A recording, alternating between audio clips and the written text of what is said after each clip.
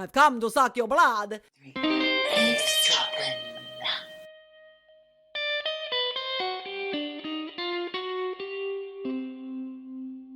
Good morning. Good morning, hello, good day, good afternoon, whatever day or time it is, Michelle. I say hello to you. I say it's eavesdropping time. It's That's what time it is. What time is it, Michelle? It's eavesdropping time. We sound a little bit high energy, don't we? A little bit mental today. You okay? How you doing? I'm fresh off a good sleep, although I have to say, do you remember a few weeks ago I was telling you I bought these Nootropics? Oh, yeah. Join the Nootropic Club. Well, they all arrived and I've only been taking them for 2 days. Yesterday, I had the worst headache from hell. Went to sleep thinking, okay, I don't want to take anything, but woke up this morning with a headache. So then I've just taken a super strong ibuprofen. So maybe you're high on I'm ibuprofen. Maybe that's what it is. But do you think the Nootropics are giving you a headache? Yes, I went on to Reddit. Never go on Reddit. Honestly, it's so crazy. Well, I don't know. Apart from Wikipedia, it's one of my main sources of research for this very podcast. Well, Reddit, basically, there are lots of people saying this one particular one I'm taking can be fantastic for some people, not so great for others. What is it? It's called alpha GPC, choline. Not heard of it. Choline. Yeah. Right. It's meant to be what helps you. I can't even speak. That's how badly it's not working. It's meant to increase your memory, get rid of brain fog, all that kind of stuff. So, okay. So I'm thinking I might just reduce the dose. Yeah. Hey ho. Anyway, how are you? I'm all right, thanks, Michelle. I've had my nootropics for the morning in coffee form. Good. Coffee is a nootropic. Yeah, so is green tea. Yeah.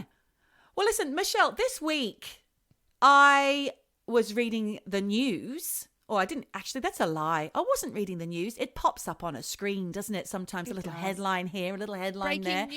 Breaking news. I heard, and I don't know if you've heard this fantastic story, but have you heard about Spain's youngest bishop?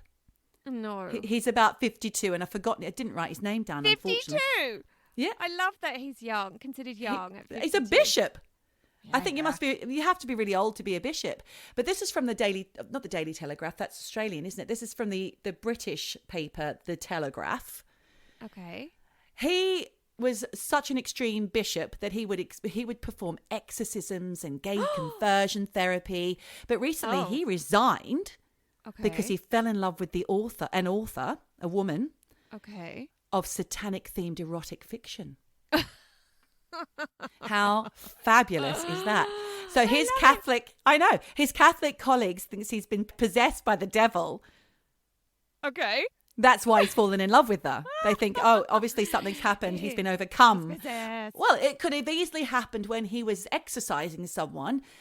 A spirit or the devil could have gone from his subject into him quite easily, I imagine.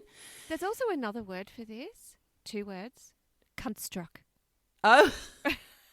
That's what's happened here. He's cunt-struck.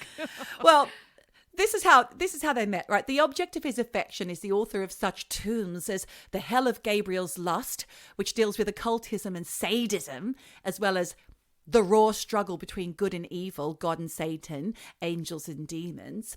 Okay. And they met because they're both really into demonology. So they must have met at some kind of demonology. Well, because obviously he needs to know because he needs to drive them out. She needs to know because she wants to write them in.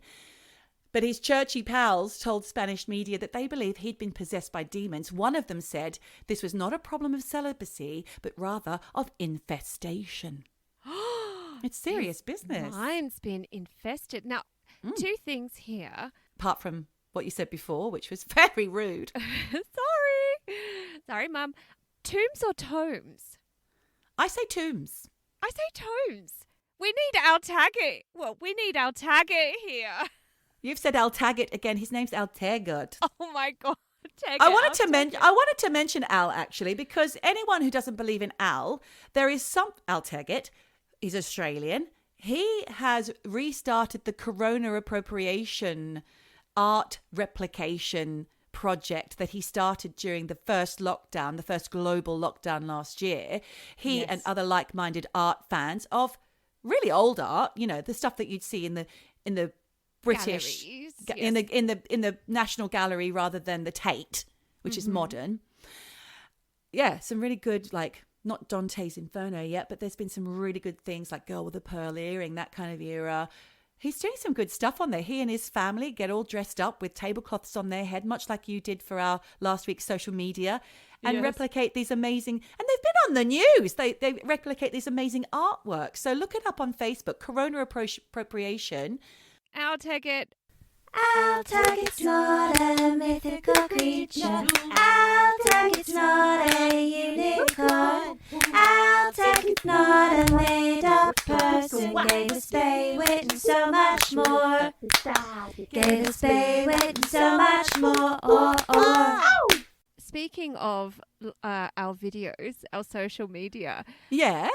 It was actually one of my favorites, you talking to the alien. But Baby Yoda. However, we did have a comment. Somebody wasn't so impressed. Well, there was a man. I believe it's a man because I went on and looked at his profile. I looked at his too. Had about 6 random photos on there. He wrote, what did he write on there, Michelle? He said, haven't you got anything better to do with your time or something? Yes, he did. I love that he's got nothing better to do with his time, that he can scroll through people's social media and make comments like that.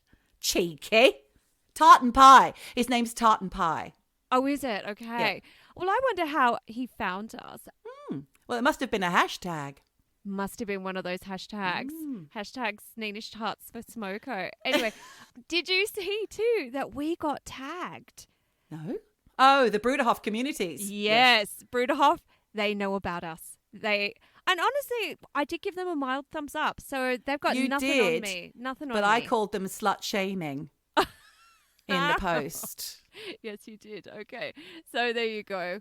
Bruderhof. So anyone who doesn't know what we're talking about, apologies to you, but it's all about last week's episode, which was about sects. That's SECTS. A friend of mine was scrolling. She heard me say sex and she immediately fast forwarded in case any children were in the room. But it's not sex, not crazy sex, as Michelle commented at some point during that episode that she loves crazy sex. But what she meant was she loves crazy SECTS, stories about crazy sects. And of course, ours were mine was crazy. Yours was mildly thumbs up. Sorry, Bruderhof. Sorry. Or Gruderhof, as you kept calling I it. know. Back to your Spanish bishop. Anything more to add to this? The Pope offered him an exorcism to help him, and he said, no, thanks. Yeah. No, thanks. I'm cunt struck. I'm taking it. I'll take the crazy sadist sex with the author. Thanks. Great story. Well, thank you.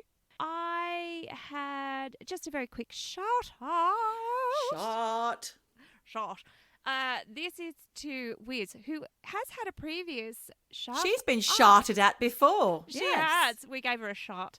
And she was cleaning, and her friend Phoebe, shout out to Phoebe, was also listening and said, fuck are you listening to? Because Wiz had Eavesdroppin on, and it was the Strange Addictions. And apparently Phoebe was just like, whoa, what the fuck? Especially when she was listening to the bit where the woman was swirling her finger in the ashes and then taking a little lick of it. But anyone who wants to hear that episode, that's 2 or 3 episodes ago, I think 30. I don't know what number we're on to, yeah. Yeah, so hopefully Phoebe's not a one-time listener, but a long-time listener. So there you go. Shout out to Phoebe. Phoebe, you can get shout outs. I also had some conversations this week with Chef Sean from New South Wales, who is a paranormal, I'm going to have to give him a shout out next time. Enthusiast. I've forgotten to write down all the things. I'm hoping he will listen. And Sean, if you're listening, I will give you more of a shout out next time. Apologies. Well, he's going to send us some ghosty stories. So... Yeah, we want to do ghosts coming up soon. So please get your pen to paper, people, and write in all your ghost stories. We need some to talk about. And I've been in touch with Hazel, the psychic real estate agent, and I'm asking her for some info too about any recent conversations she may have had with the dead. Yeah.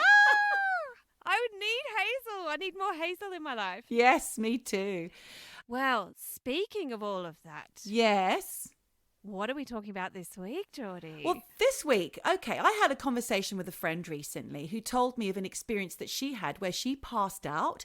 Now, she has a lifelong heart problem, and she one day in her apartment, just out of the blue, felt really faint and then collapsed. And she told her flatmate to go and get her boyfriend. But in that moment, she suddenly felt really peaceful and happy and so calm. And she just felt like she was just enjoying being wrapped up in this feeling until she suddenly told herself, you've got to get up or you will never open your eyes again. Oh my God. And she believes that that is a near-death experience. Now, I know we've spoken about near-death experiences before. Yep. I think it could either be maybe she was having a near-death experience or maybe it was a pain coping mechanism. I'm not sure. So it got me thinking because recently, sadly, I was with my father-in-law when he passed away. And I had never been near a dead body before. And I was wondering about death. And you were also wondering about aspects of death in the form of reincarnation. So today's topic is actually, what is it, Michelle? So many things. It's the working title of, Oh God. it was death. Death. What happens when you die and reincarnation. Yes. So well prepared today. No idea. She's got no idea. No idea. We've got no idea. No idea. There is no idea between No idea. us. No idea. No idea. So the whole thing about my friend passing out and having this little weird thing got me thinking about death. And obviously I was with my father-in-law when he died recently. And I was thinking about, you know, the terminal lucidity that we spoke about in a previous near-death experiences episode. For a dying person, there can be a real sense of readiness, like they're in this safe cocoon when they're in the last day or two of their life, is what I discovered. Sometimes they have a burst of energy just before they die as well and seem like they're absolutely getting better. Yes, I've heard this a lot. Yes. I think that's what they call terminal lucidity. Yeah, or they call it the golden hour or something as well. Right. Yeah. Well, Shakespeare wrote something about that in his play Romeo and Juliet. Okay. There's a line, just as Romeo is laying Paris's body in Juliet's tomb, Act 5, Scene 3, it says, how oft when men are at the point of death have they been merry, which their keepers call a lightning before death. Lightening. Okay. Yeah. So it's well documented. And it got me thinking about death.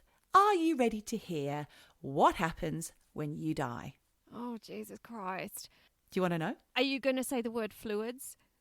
Yes. Ah! Oh, man. All right. I'm just bracing myself. Do we need a trigger warning here? Possibly. One thing I want you to all understand is that, you know, we spoke about Heaven's Gate recently, which was the cult started by Bonnie Nettles and Marshall Applewhite. His name was, Okay, not sorry. Thomas Applethwaite. It was Marshall Applewhite, Bonnie Nettles, two people who were friends. They got together and they started this cult where it was another science fiction style cult where they thought they were going to be rescued by blah, blah. You all know about that. They call the body a vehicle. Okay. That's what they call it all the way through. That's what I'm going to imagine we're talking about today. It's just your vehicle that we're Okay. going to be talking about. So Now, Geordie, do you have a Lambo or a V-dub? I have a very reliable and sturdy Volvo. You can fit a lot in the trunk, but it's quite difficult to park. Reverse parking can be awkward. But listen, I got some information from the BBC mostly. There's this article on death, decomposition, in fact. And did you know that it starts almost immediately after death? And it's a process called autolysis or self-digestion. Sorry. Now, you know when your heart stops, your blood stops moving around your body, which means it pools. You often hear blood pooling when you're hearing about, you know, forensic TV shows or whatever. Yeah. The blood has pooled. And this is how examiners can determine the time of your death, and your skin will look bruised or pale depending on where the blood has settled. Okay. Then your temperature drops to room temperature, and this is called algor mortis. Not rigor mortis, but algor mortis. So kids, you're learning something new every day. Eavesdroppin. Isn't that good? Then, you know what? Your body can still be twitching and flexing as things settle. So there can still be a movement seen, Michelle, which is quite creepy. Yes, but we all know about chickens. When you cut their head off, they still keep running around. That's what they say. And I've got some info about that later on, about the head being removed. Anyway, we're moving on to rigor mortis now, which is where you get stiff and everything gets stiff like muscles and joints and it's all locked into place. Yes, Michelle, it all gets stiff and you'll poo. The body will evacuate any waste products. So there is a smell as the gases and odors seep out. Seep out. Seep. Seep. And yes, Michelle, just as you were thinking, a corpse can get an erection. No. It can fart. It can moan. And this is all due to all the gases leaving the body and the blood being stuck in certain positions. So these noises can happen as the air comes out. But also, Michelle, you'll like this one. Your face flattens out and becomes wrinkle-free. Oh, I love that. Yeah. But sometimes your voice, like, because the air coming out of here, your voice box can be activated still. So it'll sound like you're going, huh, or whatever. I don't know. And then the critters will come to stay. So that's when things start to come and your body becomes alive with animals and little creatures and maggots and little tiny tardigrades, perhaps. I don't know. They all come to live. Eventually the eyes bulge, the tongue swells and you putrefy. And that's just the bare basics of what happens to the vehicle when you die. But some studies show, Michelle, harking back to what you just said about these little chickies, they show that the brain is still active for a time. Okay. Research into brain activity. Terrifying. Yeah, terrifying.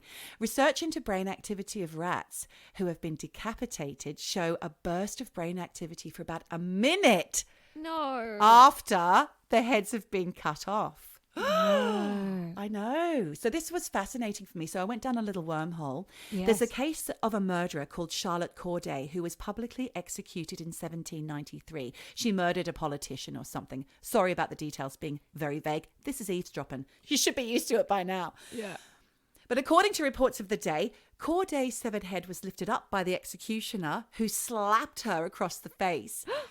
And she went, ow, stop that, you monster. She didn't, but everybody in the gallery was horrified when she blushed.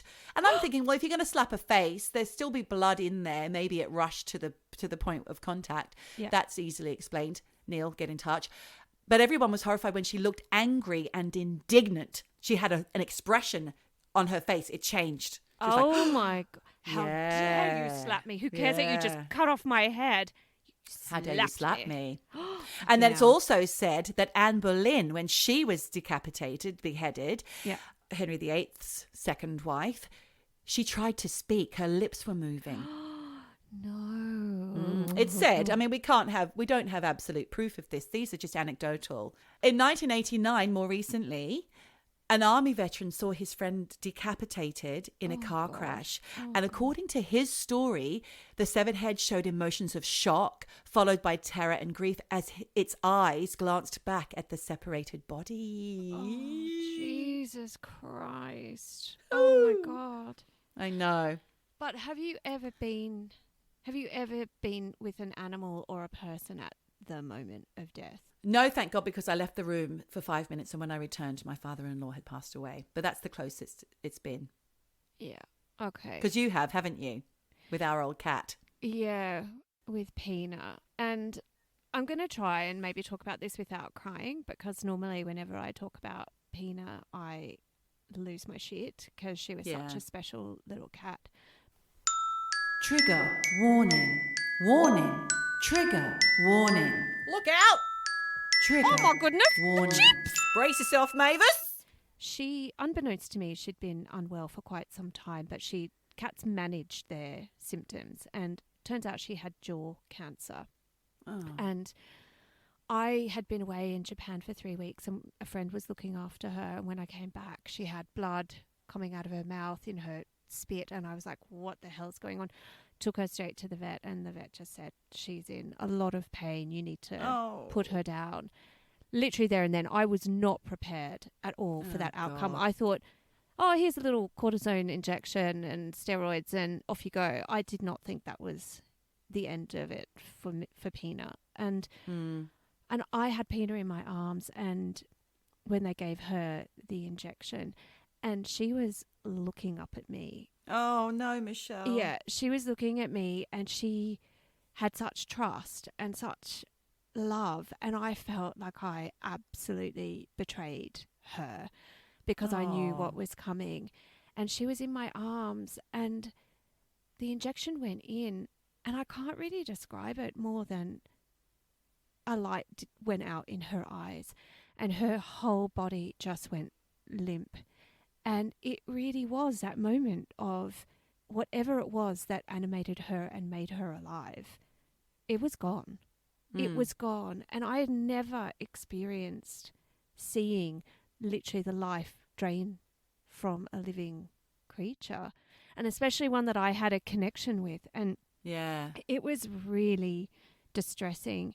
And there wasn't any, I mean, I know she's not a human, she was a cat, but there wasn't any expressions. And, cats have all sorts of expressions, but it was, oh God, it was so traumatizing. Oh, Michelle, don't go there. No, well, I've already did. I bet you had lots of dreams afterwards, did you? I still do. Guilt dreams. Yep, I still have dreams. Because I'm having guilt dreams about my father-in-law. Apparently it's very normal and it's part of the process. Really? Okay. Yeah. I don't think that you can beat yourself up. Obviously, You can't. I did what was best for her, but it was fucking hard. I was howling in the vet's office. We got a bit bleak, we got a bit dark. We're two birds yakking, just having a laugh. Oh dear, that is heartbreaking. Of course, we're making light of death today because this is a comedy podcast. But of course, it does have effects on the people left behind. Yeah. Quite often, the pain of dying, hopefully, when people pass, it's not as painful as we feel as the people left behind. Yeah. That's where the pain is, It is. But anyway, going back to the actual mechanics of what happens to your vehicle, let's call it a vehicle. In 2019, very recently, a study showed that dead bodies can move for up to 17 months after death. What? How bizarre is that? How is that possible? How do they move? Well, I don't know how, but time-lapse videos of a corpse at an Australian anthropological research facility shows a corpse's arms moving from across the body, say, for example, in a Vincent Price style thing that I'm demonstrating to you right now, like, I've come to suck your blood. Or a Tutankhamun. Yeah, Tutankhamun, to being flung outwards. What? Over a period of time. Now, this could be due to dehydration. So the liquid's seeping from your body, and then your body will just naturally move. It's very incremental. You wouldn't notice if you were looking at the body for 17 months. But could it be, external forces? So not earthquake, because that's but earth movements or tremors. Yeah, it could be that too. Yes. Shuffling the body, That's good to think about. I don't know. Could be the little critters in there having a good furrow. A good munch. So that is all I've got on the actual mechanics of what happens when you die. But I was talking to another friend last night who is a Jain. Do you know what the Jain religion is? No. It's one of the big three in India. Okay. I'll tell you more about it in a minute. But in the Jain religion, when somebody dies, the ritual is this. The body is dressed and placed in a casket, open casket. And underneath is the swastika. They call it the swastika, but it's not. It's the right way round. It's what the Nazis took as the emblem. Yep. The swastika was taken from this peace-loving. Hindus also have a swastika in some of their things, but it's around the wrong way. The Nazis tilted it. Their swastika is straight. Okay. But underneath the swastika, which is the kind of emblem, So there's a little flag of that underneath. But on top of this is a bowl or a kind of tray with rice and mung beans placed in it. Yep. Then there's eulogies, and people come and view the body, and they're washing it. They're covering the hands and feet in ghee and various other ritualistic stuff before the casket is closed. But actually, before they close the casket, they put a piece of gold in the mouth and a pearl on one eye. Then they close the casket, and immediately they're cremated. But the Jain... This could segue into your conversation, Michelle, because the Jain believe in reincarnation. Yeah. But most of the time, you won't come back as a person, but rather an animal or even something that's non-human, because they do believe that air and water have a soul. Right. Very interesting. Yes. So my friend told me about this and she said to Google it, but I couldn't find anything about it. So it must just be maybe kind of old wives' tales or, legend that's been passed down throughout her family. You can read the bowl of rice afterwards in beans and see what prints, if there's like a pigeon print of a footprint in there, you'll know that this person is moving on next life, if they're going to be a pigeon. Don't think that they're going to be always stuck like that, because they can achieve enlightenment and nirvana and be released up into the heavens, which is very similar to what the Buddhists believe. So that's all good. Yeah. Isn't that interesting that they've believed that they can see that? The Jain are amazing because they are so non-violent that they won't even hurt plants. They won't eat. They're vegetarian, right? Mm. They won't even eat root vegetables because if they believe if you pull up the root, you're killing the plant. You can eat the leaves, you can eat the fruit and whatnot, but you can't take the roots up. And another interesting Jain fact: they're quite into celibacy, but obviously, when you're married, you're allowed to do the do, but only to have children. And once you have a boy, you're done. Oh. No more sex. Oh, my God. So no sex for fun? No. It is an interesting segue into what I'm talking about, because a lot of religions do believe in reincarnation. And I sort of was going to look into reincarnation today, but it ended up segueing more into past lives and reincarnation memories. So I'm going to ask you a question here. Go on then. Geordie. Yes, Michelle? Have your kids ever said anything to you about a past life that has freaked you out? No. Okay.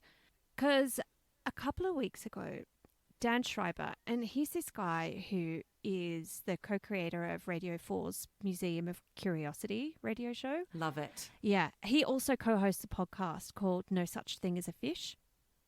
Oh, yes. I've heard about that one, yeah. So he posted a tweet on his Twitter account a couple of weeks ago, and I'll just read it out. He's at Schreiberland. It says, "Interesting bedtime chat with my 3-year-old tonight." Inverted commas. "Daddy, I had a family a long time ago, and my mummy was called Sochi and I was called Anki, but then I died and now I'm with your family." End of quotation marks.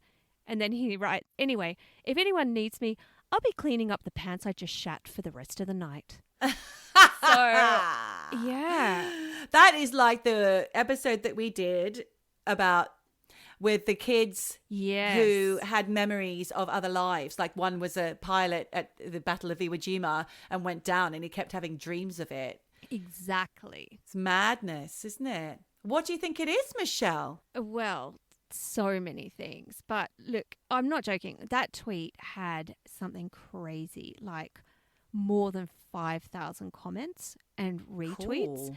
With comments, and 99% of these comments were all people sharing their own weird stories of their kids creeping them out with stories of past lives. And look, I'm fascinated by this because I do believe in reincarnation. And look, I don't know how it works. I don't know what it looks like, but a little bit like what you were just saying about being a vehicle, I think the body is just a house for the energy that animates us.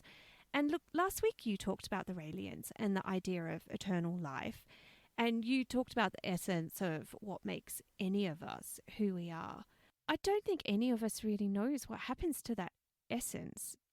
And some people call it the soul. Some people call it your spirit. Some people call it source energy. But I think it's all the same, no matter what you call it. And when I was doing research for this, I came across this idea, and it was basically Einstein's idea of the eternal nature of energy. And because he said energy can neither be created or destroyed, it just changes form. So if we apply that to the theory... I like that idea. Yeah. If we apply that to the theory of reincarnation, to me, it kind of makes a lot of sense, because if the amount of energy that has ever existed has always been the same, then, and it's just the form that changes, right? And if we believe that we are animated by energy, then our energy has always existed. It's just the same. It's just that it's changed form. And it changes form when it goes into another body. So for me, I feel like that seems really logical. And it's a mind bender, Michelle. Do you know, as you're talking, when I was a teenager, I had a friend and we came up with a decomposition theory, which is when you die, you turn to dust or you're burnt and you turn to, ash or whatever. Yeah. And then it goes on the ground and then and then your ex-wife dirt. Eats you. And then your ex-wife, or you do get eaten because you turn into dirt. Yeah. Yeah. And the bugs and worms. So perhaps, yeah. Yeah. And then we grow vegetables in that dirt and we eat them. So it's a cycle. Or we feed it's a cycle. Yeah, it is. It's pretty basic what I just said. That was from the mind of a 14-year-old, but it makes sense. But look, I mean, there are quantum physics theories about reincarnation, which honestly, I did not have enough time or brain energy because I had a massive headache from my nootropics. But I think it's another episode because it's so fucking fascinating for me. And I think, look, no matter how you think about this, past lives and reincarnation, it's an ancient belief, and it's across so many cultures and religions. I mean, you were just talking about the Jain. So I think it's something that people have been pondering forever. Look, and I know there are people that don't believe, because we were driving yesterday in the car. We went out of town down to the village, and we were driving, and I was telling Andreas about, what we were doing, and I said, "Do you have anything to add?" Because he was just driving, not replying. And he's like, "Well, you know what I believe." He said, "I don't believe in any of that rubbish." He just thinks that when we die, that's it. We, what you see is what you get. Yeah. But honestly, after this guy, Dan Schreiber, had posted this tweet, and the thousands of anecdotes from parents who have obviously had really strange, creepy conversations with their kids. And the kids are talking about events that are completely beyond their experience. I just think we have to consider that there's something to it. And again, when I was doing the research, I came across this quote from a guy called Pierre Teilhard de Chardin, who was a French Jesuit priest, a scientist, a paleontologist, and a theologian, and a philosopher. Busy boy. Yeah. Oh. And he was born in 1881 and died in the 50s. And he said, "We are not human beings having a spiritual experience. We are spiritual beings having a human experience." Oh. And I got chills when I read that. Yes, I just got chills when you said it. Yeah. And to me, my God, I'd never thought about it in that way. Honestly, I still have chills. Like, it, to me, really resonates I get that. in a way. So then going down a wormhole, like I said, I ended up looking at all of these reincarnation memories. And, there are people who've been studying this, and, they've been saying basically children don't have filters, because all of these reincarnation memories are from kids who are aged between, anywhere from 2, from any time they can actually speak. Yeah. And generally kids seem to lose these memories after age 7. So between that age, like, they're saying that kids don't really have filters, and they don't really have any incentive to lie or make up these stories, because many of the things they say relate to how they died. So it's actually traumatic for the child to talk about these memories. And, when I was reading through all these these comments, there were so many threads running through it where there were just similarities between what these comments were. And one was basically the kids were just doing normal stuff and then they just pop out with some insane memory using language that is more sophisticated and more advanced than how they normally speak. A lot of times it was baby talk and then they said something really terrifying, and that they were talking about events and details that they could not have had any previous knowledge of, but they were really sure and very matter of fact about what they were saying. So, and look, I guess the flip side of this is, yes, kids are suggestible and they have really great imaginations, but when they say creepy stuff, many parents were convinced that the kids were not making shit up, but that they were actually talking about real memories from a past life, especially when the kids were talking about having their own children or being married, or they used to be the opposite sex, right? Oh. Yeah. And look, what I did come across, and it was really interesting, when kids would say things like, oh, when I used to be a boy, I would do this. Or when I used to be a girl, my name was whatever. And a lot of people were sort of positing ideas of, could reincarnation memories be one of the reasons why people who feel like they've been born into the wrong body, Yes, have these feelings? So, yeah, I don't know. I think that's a line of inquiry that I didn't go down, but certainly something to think about. Do you know what you said before about the children saying these things, but they don't have any incentive to lie? I remember being 3 or 4 years old, a very strong memory, with my mum in the kitchen. I was standing at the sink. She was doing the washing up and I wanted to help her. And I don't know what inspired me to say this. I started this conversation where I told her that before she got me, which was when I was, how old was I? 4 months old, because I was adopted. Go back a few episodes, you'll find that one. Adoption scandals. Before she got me, when I was in the home, because I was and I knew this because they used to tell me, I must have known this because they used to tell me stories, right? That was the bedtime story. They told us about how they picked us up from somewhere, from the hospital. Yeah, so I must have known that. But I remember telling her, before she got me, when I was in the home with all the other babies, we used to do all this washing up. They taught us how to do the washing up. They taught us how to do the putting away. I used to do it all the time, Mum. And I knew I was lying. Yeah. And I wasn't sure if she knew I was lying, but she was going, oh, did you? Oh, that's interesting. Like, she was entertaining me. Okay. And I felt slightly guilty about doing the lie. Okay. Well, carried on with it anyway. Well, interesting you should talk about that, because there's a whole thread about kids saying, basically, we choose our parents. And there was a comment here. It was from Joanne at redheadirish33 is her Twitter handle. And she said, this is her tweet. My boy told me at roughly 3 years old about being taken to the room where you choose your parents. He said there were loads of photos of people and he chose me for my smile. He thought it was totally normal for folks to remember this. And he described all the faces of all the other parents.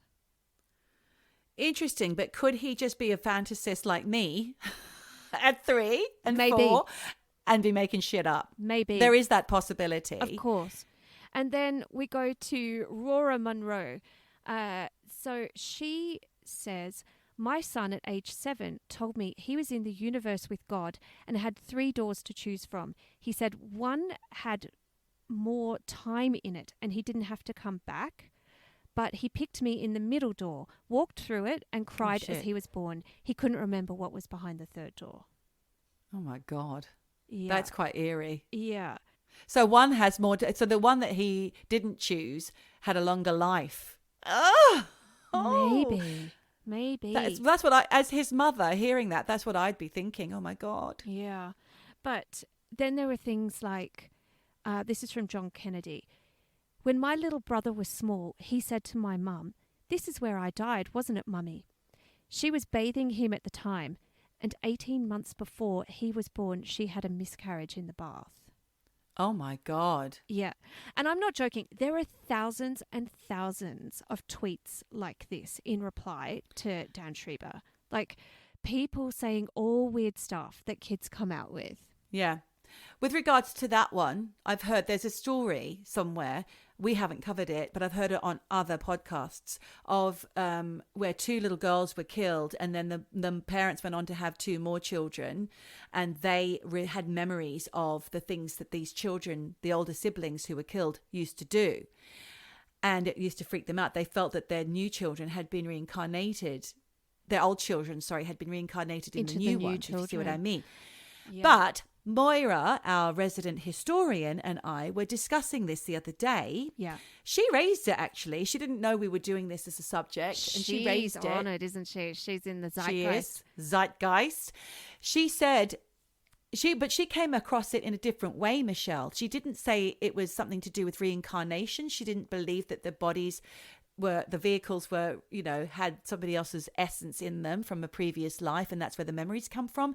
She believed, or she was exploring the possibility of a belief, that there are memories in the ether, and those memories can be plucked by these 2, 3-year-old, 4-year-old children. Mm-hmm. They can grab these memories, whether they're from a parent or just out there, like the Battle of Iwo Jima. Yeah. And they kind of assimilate them. These memories become theirs. They're just kind of like little thought bubbles. If you can imagine it like an animation, you're walking along and there's a little thought bubble of how I died and how that person won the war and how this person was a Hollywood producer and got killed in a car crash. They end up popping themselves or inserting themselves into these little vehicle baby kids. Yeah. That's what they're talking about when they have these memories or dreams. It's something. It could very well be that. I mean, I understand that's difficult to follow, and I didn't explain that very well. but there are all sorts of theories that, I mean, people call it reincarnation memories, but maybe it is something else. But look, I'm going to tell you the story of Jenny Cockle. When she was before the age of 4, so between 3 and 4, she started talking about when she was a woman called Mary. And more than that, she vividly remembered how she died in the 1930s. And she would tell her mother all the time about all the memories she had when she was Mary. So when Jenny was Mary, she told her mum she died in hospital while giving birth to her 8th child. And she was 35 years old, right? Crikey, that's hard work. Yeah. So Jenny would tell her mum all about the memories she had of bringing up these kids. And she would talk about this incredible guilt that she felt at leaving all these kids behind and orphaning them, because she knew that they were left alone and vulnerable and that her kids would be split up. So she said when she was Mary, she had lived in Ireland. And this is really intense. At age 4, she drew a map from memory of where she used to live in Ireland. But Jenny had never been to Ireland. She lived in England. And she was too young to know about any of the things that she was talking about. And she certainly had no way of drawing a map from memory. So the thing is, insane. Yeah, really insane. So the thing with Jenny is that, and look, just as a quick aside, through the research I've been doing, there have been a lot of studies that say basically age 3 is the hot zone for kids remembering these reincarnation memories. And in fact, this one woman who is a statistician. Try again. Statistician. Yeah. Stats. You did it. Stats. She went through all of these comments on Dan Schreiber's Twitter and made this pie chart, figuring out when it was that most of these kids started the memories, had most of the memories, and then forgot the memories. And so, really, most kids forget everything by age 7. But Jenny, unlike most kids, she continued to have these memories her whole life. And it just, they seem to stay with her right into adulthood. And these memories of her being Mary never faded. And look, I read this article where she was talking about when she first remembered that she was Mary. And this is actually a quote from Jenny. She said, I started talking about these memories before I turned 4, and I thought it was what everyone experienced. I had tiny fragments of dozens and dozens of memories, but there were 4 past lives that came through the strongest. And the memories of being Mary were the strongest ones of all. And she says, I remembered feeling so upset and guilty at leaving the children. There was this sense of wanting to see what had happened to them and make sure they were all right. Did she then Google the children? Well, this was in 1989. You couldn't Google, right? No. So Jenny just got on with her life, not really thinking about Mary until she had kids. So, in 1989, she decided to get on a plane, go to Ireland and see if she could find out whether or not Mary had ever existed and if there really were 8 kids whose mother had died.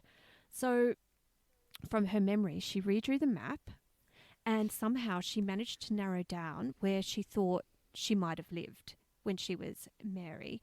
And it was a place called Malahide, which is in North Dublin. Mm-hmm. Yeah. So, do you know Malahide? Yeah, I do. Okay. Yeah, because you've spent time there. Yeah. So she went there and she says she instantly felt a connection and she noticed things had changed. Mind you, Jenny had never been to Ireland. First time. No. But she was like, shit's changed. So she saw this builder's yard and she was like, okay, it wasn't a builder's yard anymore. It was a supermarket. But she was like, that used to be a builder's yard. And there was a jetty, but it was brand new. She was like, that didn't used to be concrete. That used to be, whatever. Wood. And apparently, tick, tick, all correct, right? And then those things had changed. So even though she didn't know exactly where her house was, she knew it was in an area close to a few other houses opposite a boggy meadow.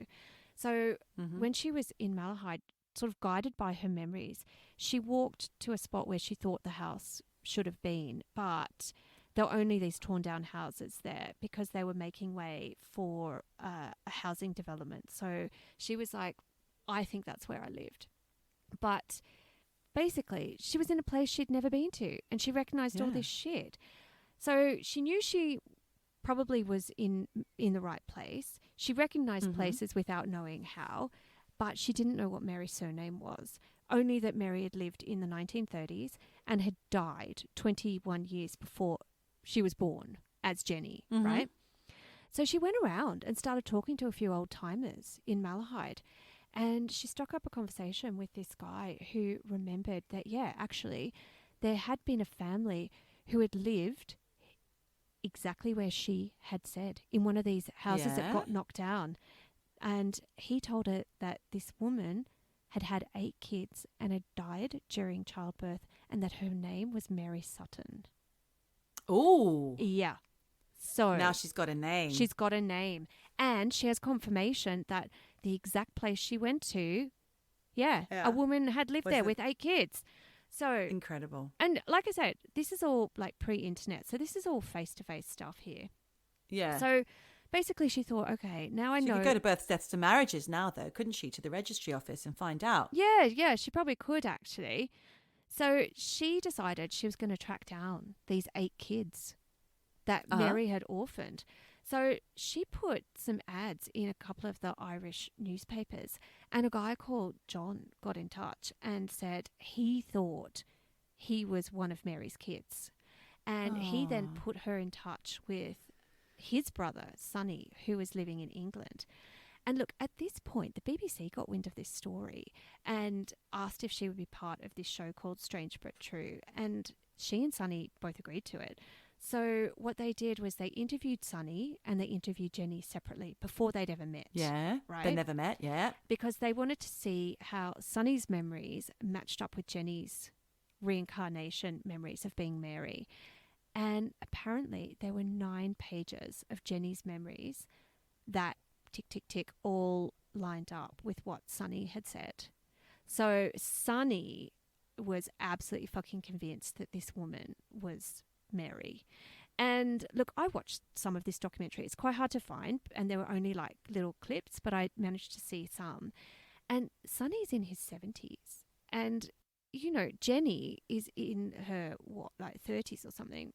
So, and he was convinced this young woman who out of the blue found him was his mum, because in this documentary, he said Jenny, when she was talking to him, had information that only Sonny and his mum would know.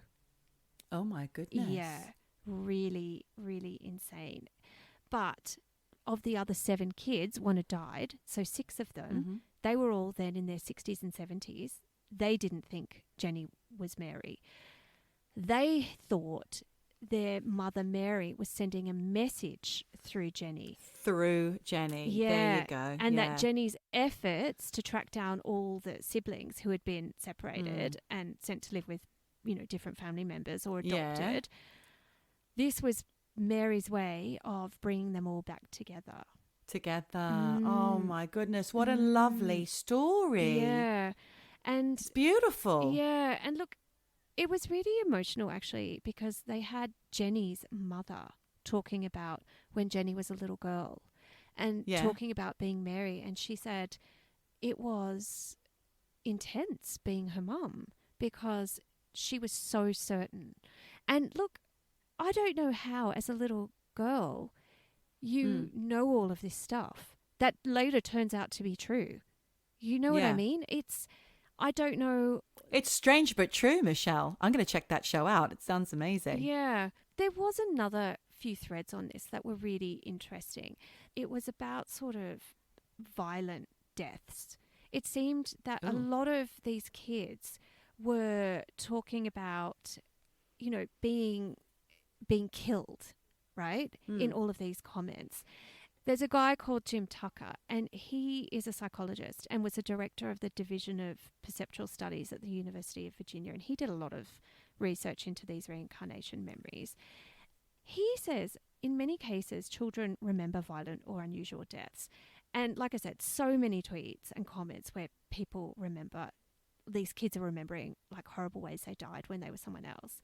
And, you know, none of these tweets were like, yeah, I was 95 and I died in my sleep after a peaceful, happy life. You know, they were all like really violent or tragic, horrible things. And most of the memories seem like quite traumatic.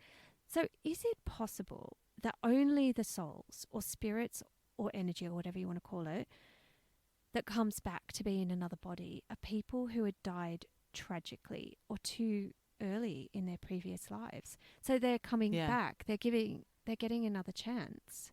Do you know what I mean? Unfinished business. Yeah. And look, I was thinking about this in terms of like, you know, arcade games, right? So you think about this. 3 lives. You get 3 lives. Or even you think about, okay, so you're in this game, you get killed violently, your life is dead. So you get another chance. Or you're like, I want to keep going. I want to keep going till I get it right. I want to keep going till I have the peaceful life. Yeah. And maybe there is something in that. I really don't know. I don't know. But one of the last things I'm going to talk to you about is this idea of scars and birthmarks, right? Yeah. So again, because there are a lot of tweets about kids with scars and birthmarks. And Jim Tucker talks about investigating loads of kids who had died and had injuries. And then they would point to something on their body, which was either a birthmark or a scar that corresponded with the injuries or wounds that happened when they died in their previous life. And he says, look, logically on one hand, it could be that kids see these birthmarks and make up a story about it. But when I was reading through Dan Schreiber's tweets, there were 2 that really jumped out at me. So actually, these are from a YouTube thing I'd seen. These are not Dan Schreiber's. So the first one was from somebody called At Wilk, and it says, my daughter was born with a large scar on her leg and one on her face that showed up as she got older. And I asked her one time when she was about 3, I wonder where this scar came from. And she looked at me right in the face and said, when I was a boy, I was jumping on hay bales with my cousins. My name was Max, and I jumped off and landed on a spiky thing that farmers use. And then I was in your tummy. And she said Oh it my just like God. that, really matter of fact. Oh, wow. And then another one, this is from somebody called Jade Demby. She says, my son says things like this all the time. He has since he could speak and still does at 4 years old. He talks about his other mummy, and she wasn't a nice mummy, and she didn't play with him like I play with him. And he said how his friends weren't nice people. He says he made and built cars. He told me he was 46, and one day he put sugar in his friends' gas tanks because they were mean and they hurt him. Then he points to a spot on his back and said they hurt him, and it was hot and sharp, and he was very sad that his friends did that. And he points to the exact spot on his back where his birthmark is. And he has never seen this birthmark because it's on his back. Yeah, yeah. And he said he then went to sleep and he woke up and he was a baby and I was his mummy. And he told me that I'm nicer than his other mummy. And when he gets frustrated, he yells, I'm big. I don't have to listen. This is not my body. And he says it all the time. Oh, my So, God. I don't know. I don't know if these reincarnation stories are true, but there is something in this. And look, I'm going to put a link to Dan Schreiber's Yeah. tweet, and so you can, like, if you're interested, go through. But all I'm going to say is, I think there's too much anecdotal evidence here, if you want to call it evidence, that there is at least something to investigate with these kids saying these Absolutely. creepy, weird things. So Yeah. there it is. Amazing. It's making me think about ghosts because next week we're going to be talking about ghosts, Michelle. I think that's what we need to do Okay, all right. because it almost segues into it. And I caught the end of a TV program. I think it's called Ghosts. Okay. And it's a comedy. Oh, and it's good. got all those people from Horrible Histories and all, like the young comedy actors in it. And I noticed there's a room full of ghosts Yeah. from all different eras. And there is a Neanderthal. So obviously, what about these guys? Why don't we get haunted by Neanderthals? Maybe we do. We just don't realise because they can't talk. Maybe they're the monsters. Maybe they're the scary Maybe. monsters under people's beds. There's so much to think about. Oh, God. All right. Well, look, I better go and get researching. That's right. People, write in and tell us your ghost stories for next week's episode. Hurry up. And in the meantime, Keep on. Eavesdroppin'. Eavesdroppin'. Eavesdroppin'. Eavesdroppin'. Eavesdroppin'. Eavesdroppin'. Eavesdroppin'. Eavesdroppin'. Drop it.